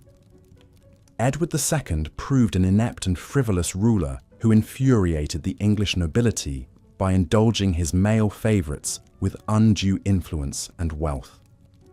Poor Isabella not only had to contend with a feckless husband, but found herself sidelined at court by his companions, like the infamous Piers Gaveston. Her humiliation mounted as Edward neglected his husbandly duties to the point that some questioned whether their firstborn son was truly his heir. Tensions finally boiled over in 1325 when Isabella, now a frustrated queen in her 30s, travelled to France on a diplomatic mission. There, she made a fateful alliance, partnering with her exiled lover Roger Mortimer to amass an invasion force. In a shocking turn of events, Isabella landed on English shores in 1326, declaring her intent to depose Edward as an unfit ruler. Astonishingly, the royal couple's own teenage son, the future Edward III, sided with his mother in the coup. The hapless king was quickly overwhelmed. He was forced to abdicate the throne and was later brutally murdered, almost certainly at Isabella and Mortimer's command. For 4 years, the rebel queen ruled as regent for her young son, exacting vengeance on her enemies and richly rewarding her supporters. It was a heady period of female power that upended all notions of what a highborn woman and royal wife could do. But Isabella's flagrant affair with Mortimer and her increasingly ruthless actions alienated the nobles. When Edward III came of age in 1330, he seized control by staging his own palace coup. The Dowager Queen was initially confined to house arrest, although she eventually reconciled with her son and lived to a ripe old age. Isabella of France's story is a reminder of just how much was at stake in the game of medieval politics that royal women were thrust into. Her daring actions make her stand out from so many of her contemporaries, who were shuffled around as passive pawns. She took her fate into her own hands in the most dramatic fashion imaginable. Yet Isabella's rise and fall also illustrates the fine line that medieval queens had to walk. Taking too much power openly could provoke a backlash, as there was an underlying discomfort with female autonomy. A queen was meant to influence, not to overtly rule. The most skillful found ways to exercise power within the limits of their prescribed roles. As we've explored, whether taking dramatic action like Isabella or finding subtler avenues to effect change, medieval royal women were never mere decorative consorts. They were political players in their own right, constantly navigating a treacherous world of shifting alliances, intrigues, and dangers. It was a harsh existence in many ways, but one that gave rise to some truly remarkable individuals. So next time you find yourself touring a grand medieval castle or admiring the delicate beauty of an illuminated manuscript, spare a thought for the royal women behind the scenes. They may often be reduced to footnotes in the history books, but their stories deserve to be told. Because in many ways, it is their quiet struggles and resilience in the face of overwhelming odds that lend texture to the complex tapestry of the medieval world. And with that, we draw our tales of these formidable royal women to a close. If you've enjoyed stepping back into the halls of medieval power, do consider hitting that like button and subscribing to our channel. There are so many more fascinating corners of history for us to explore together. But for now, let the hypnotic whir of the spinning wheel lull you gently to slumber, perchance to dream of fair maidens and soaring castle keeps. Sweet dreams, dear viewer. Until next time, farewell.